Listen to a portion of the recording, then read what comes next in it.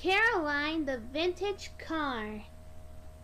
This is a story about Caroline, a lazy car who thought she would never like engines. Then one day she found they could be really useful. On a beautifully sunny day on the island of Sodor, Caroline the car was sitting at the side of a cricket pitch. She was watching her owner play a very long game of cricket. What a pleasant day, thought Caroline. Caroline liked to sit and watch people playing cricket because it meant they weren't hurling about the countryside, revving her delicate engine and going too fast.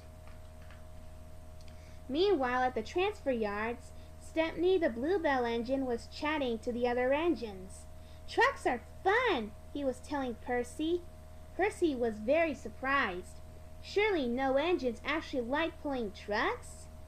"Well, you can pull some of mine if you like," said Percy.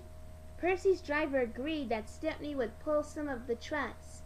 Stepney was so happy, he set off around the island with a big smile on his face. While Caroline was happily dozing in the sunshine, Stepney pulled up at a signal behind her. Caroline didn't like engines very much. She thought they were silly because they liked to rush around too fast. Suddenly, the batsman hit the ball. It flew high into the sky above Stepney. Clunk went the signal. Thump went the ball, and it landed into a truck. Neither Stepney nor his driver noticed the ball land in one of Stepney's trucks. "Come along," puffed Stepney to the trucks. "Stop!" shouted the players. "That's our only ball!" "Wake up, Caroline," called the players as they clambered inside her cab. "Follow that train!" Caroline coughed crossly and rolled down the road. Stepney wasn't going very quickly, and Caroline soon came up behind him. "Toot toot!" called Caroline. The players shouted, but the driver was too far away to hear them properly. He thought they wanted a race.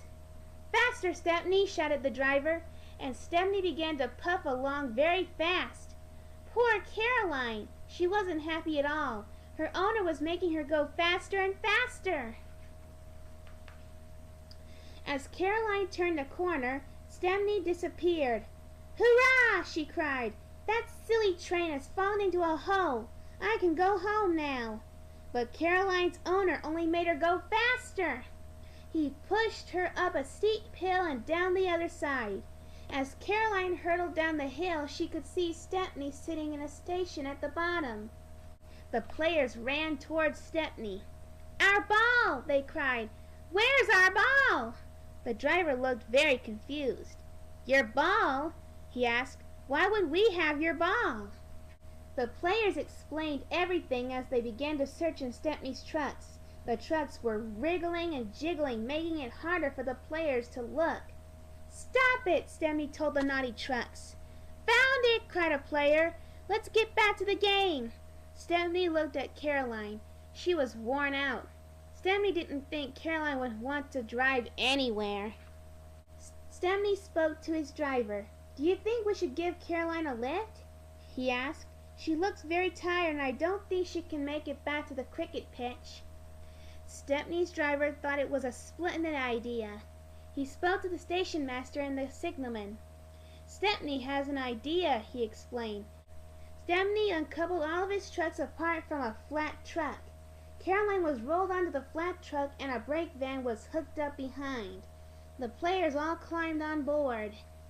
"Just you be careful," she said to Stepney. "Don't go too fast, please." "I'll be careful," promised Stepney.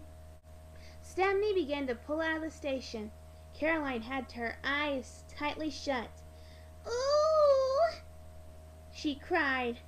Slowly, Caroline noticed that she wasn't being shaken about at all.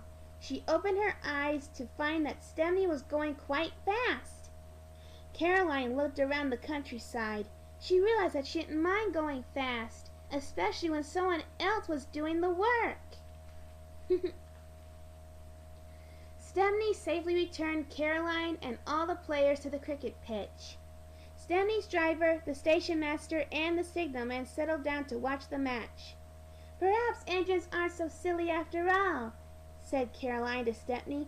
"They can certainly save the wear of a poor car's tires." The end.